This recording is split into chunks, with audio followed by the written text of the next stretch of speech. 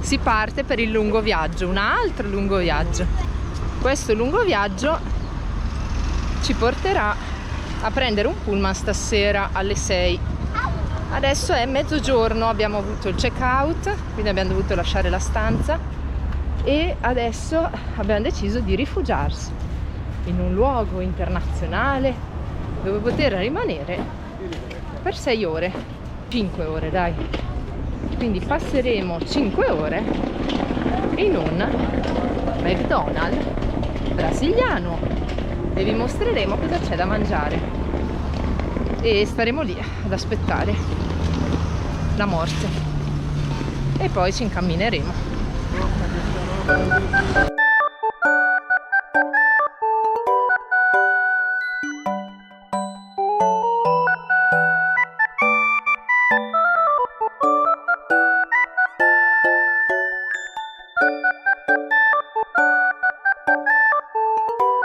Il Chicken Junior, che in realtà non è Junior, il menù grande costa 17,70. Ora non lo compriamo perché è penso Rebecca. Dov'è quello di Rebecca? Di gelato. Rebecca di solito prende questa meraviglia qua, No, tutto combinato. Sì, no, non mi piace. A Hai me fame mi o no? piace un'altra cosa con la borsina, no. Questo è un caffè a 2, emoziona molto Elena. Questa è Elena emozionata e questo è un caffè a 2. Oh, che gioia un caffè a 2. 2 reali sono 33 centesimi. e là in fondo c'è pure il mare. Comunque alcuni McDonald's hanno davvero delle visuali molto creative, tipo quando siamo stati in Egitto, eravamo a Di fronte a Luxor, praticamente vedevamo il tempio di Luxor, meraviglioso, bellissimo, uno dei McDonald's con una vista più incredibile che c'era, fantastico. E invece da Pizza Hut di Giza non ci siamo stati, ma ce l'ha detto un viaggiatore che abbiamo conosciuto là, si vede addirittura lo spettacolo delle luci delle piramidi, quindi veramente straordinari. Quindi, che voglia di pizza. Quindi che voglia di pizza, proprio che voglia nell'ora. di pizza, proprio in quel momento lì, proprio per vedere lo spettacolo, proprio lì. Ecco qua. Allora, acqua. 6 crocchettine McNuggets. E poi patatine. E poi in realtà arriverà anche la caschigna, che è il gelato. Si può scegliere fra cioccolato, vaniglia o cioccolato e vaniglia, e ovviamente lo prenderemo dopo. Qui ci sono anche i distributori del ketchup e della senape che si mettono all'interno di questi contenitori e poi si mangia ed è a volontà. Questo è, lo chiamano menù piccolo del McChicken, in realtà è grande come sempre. Questo è il menù grande. E Mirko, cos'è che hai preso tu? Un double burger bacon. Ecco. Tutto, il tutto per mangiare tutti e tre abbiamo speso 8 euro, l'equivalente di 8 euro. Ciao. Mega offertone, E la Coca-Cola in free refill. La cosa che mi piace tanto qui in Brasile è che McDonald's lo chiamano Mackie, come se fosse un amico, no? Gli danno il diminutivo, Mackie. Fantastico. Queste sono le colazioni che hanno prima delle 11. Questa è una classica, in realtà nel Minas, in una regione centrale del Brasile, si mangia proprio questo, la cioccolata col pan di queijo. Questo invece è un pane tipo brioche con il formaggio mozzarella e cappuccino. Questo è caffè con latte con cipolla croccante e formaggio, e quello un caffè con doppio uovo e bacon, cioè insomma la colazione del campione. Dopo di 15 ore siamo arrivati a Salvador. Adesso sono le 7:30 di mattina e tra 2 ore e mezza, quindi alle 10, prenderemo l'altro pullman che ci porterà fino a Recife e arriveremo alle 4 di notte e lì ci incontreremo con le 2 persone speciali che stiamo andando a vedere. Allora, il viaggio è stato un po' rocambolesco in realtà oggi. Di solito è molto tranquillo, gli autobus del Sud America sono organizzati, comodi, eccetera. Il nostro viaggio però oggi è stato un po' diverso dal solito. C'erano 2 cani che continuavano a uscire dalla trasportina, poveri, non erano abituati, però insomma, quindi abbaiavano, si lamentavano, eccetera eccetera. Poi bisognava rincorrerli, rimetterli dentro, ovviamente non noi, dico il proprietario. Poi tanti bambini, Rebecca era molto agitata per tutto questo, e poi come sempre qui in Sud America non usano gli auricolari, quindi ascoltano tutte le cose senza auricolari, i film, la musica, meraviglia proprio. Abbiamo dormito poco, però vabbè, adesso abbiamo da riposarci altre ore e quindi possiamo riposarci con calma su quest'autobus.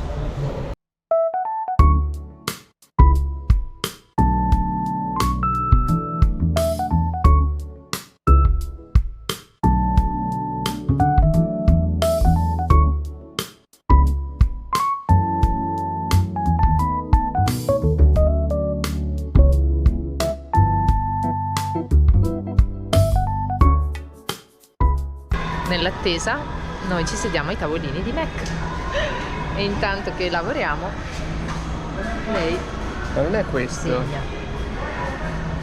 Siamo alla rodoviaria di Salvador e stiamo aspettando il nostro autobus, che ovviamente è in ritardo di mezz'ora, e nel mentre ci è venuto in mente di fare il check-in per i voli di domani e abbiamo scoperto che il nostro volo risulta cancellato, ma panico.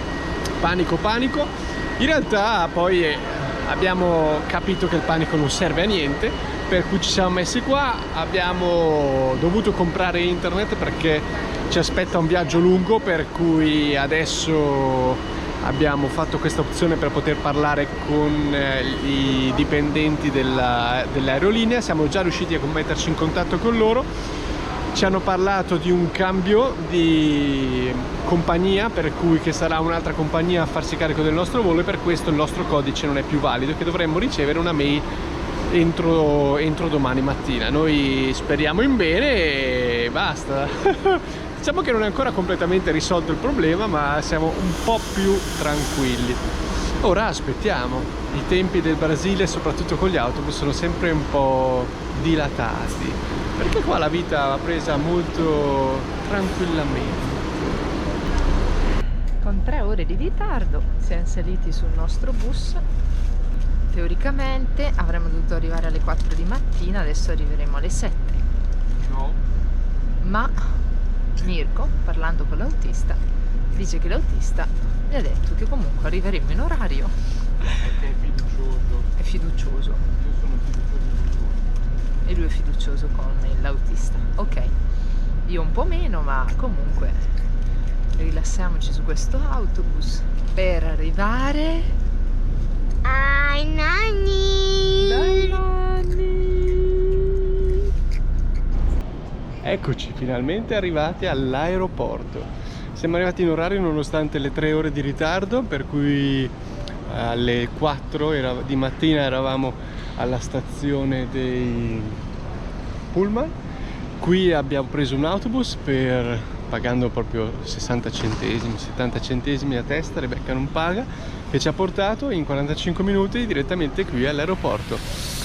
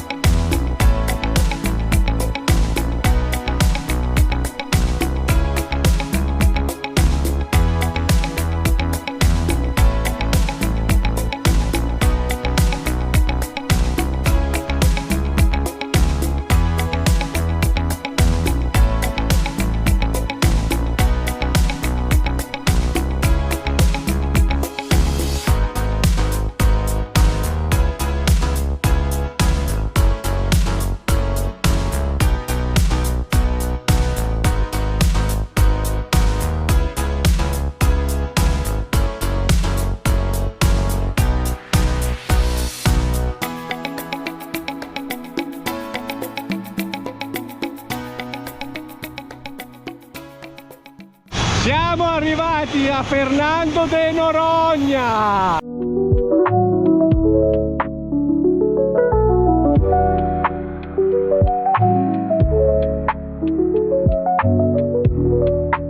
Un nuovo giorno da Fernando de Noronha, primo giorno in realtà, dopo esserci riposati, dopo un'avventura per arrivare fino a qua, per tutti.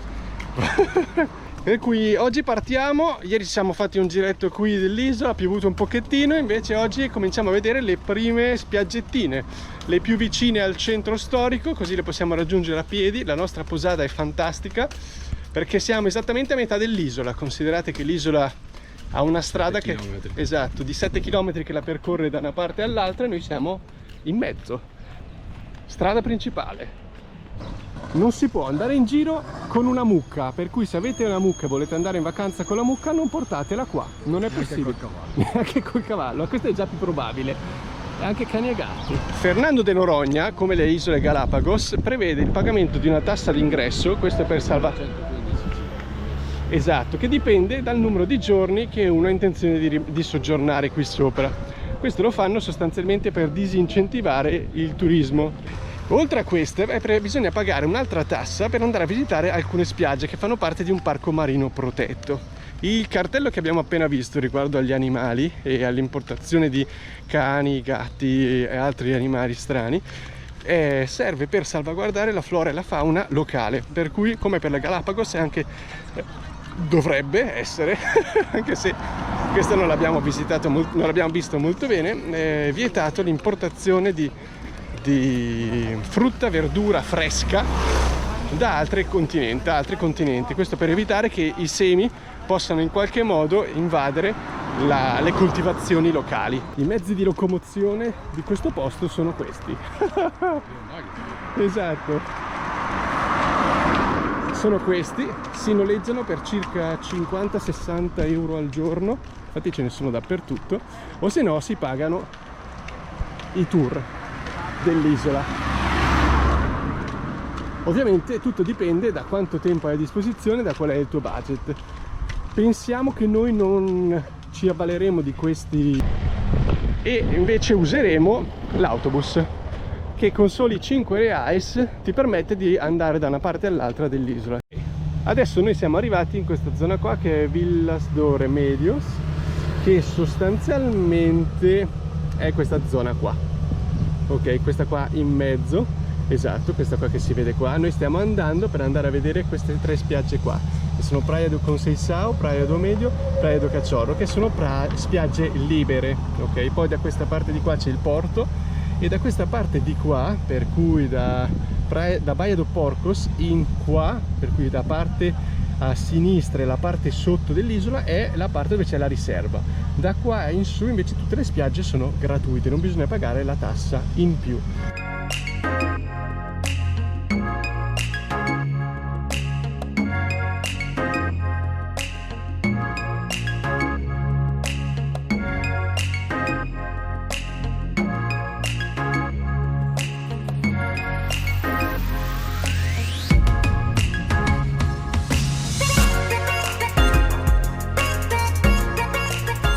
Andiamo nella tana degli spiriti.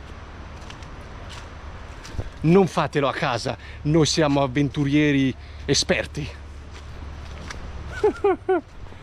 Ta-na-na-na-na-na.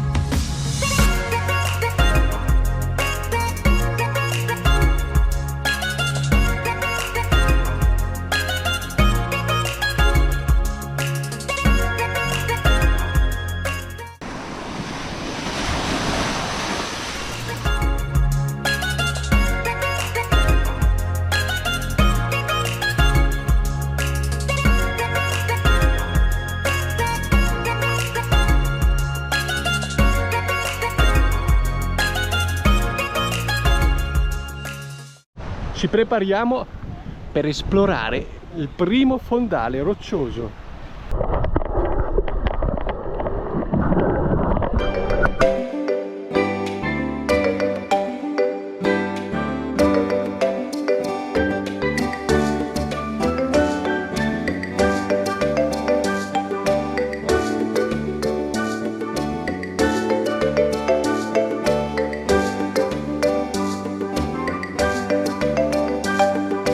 Non l'abbiamo detto, ma fondamentale per venire qua, secondo noi, scarpettine come questi da scoglio.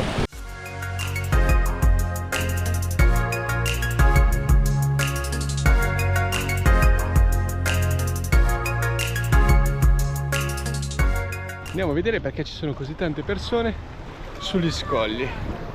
Secondo me c'è un'altra piscina. Adesso arriva anche il mio compagno di viaggio di oggi. Purtroppo Elena è un po' inferma e Rebecca un po' stanca, così l'abbiamo lasciata a riposare e noi ci dedichiamo a esplorare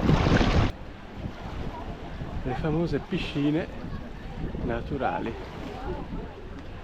Quel buco lì è una piscina, la gente si tuffa.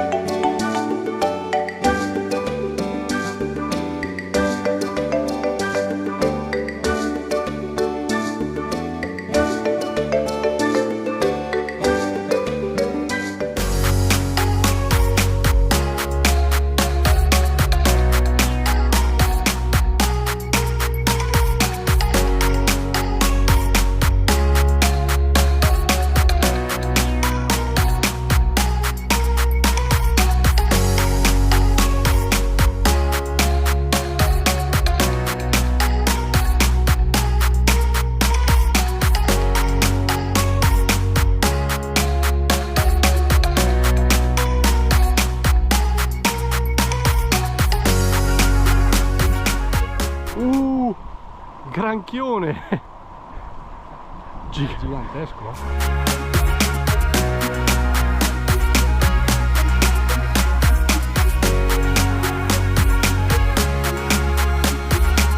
E questa è Praia di Conceição. Spettacolo, un'altra praia spettacolare. Questa è l'unione delle due precedenti che abbiamo visto, perché c'è la parte là che è un po' più sabbiosa, la parte invece di qua che è un po' più di scogli. Bene, a noi piace. Siamo alla fine della Praia di Conceição. È fantastico, semplicemente natura.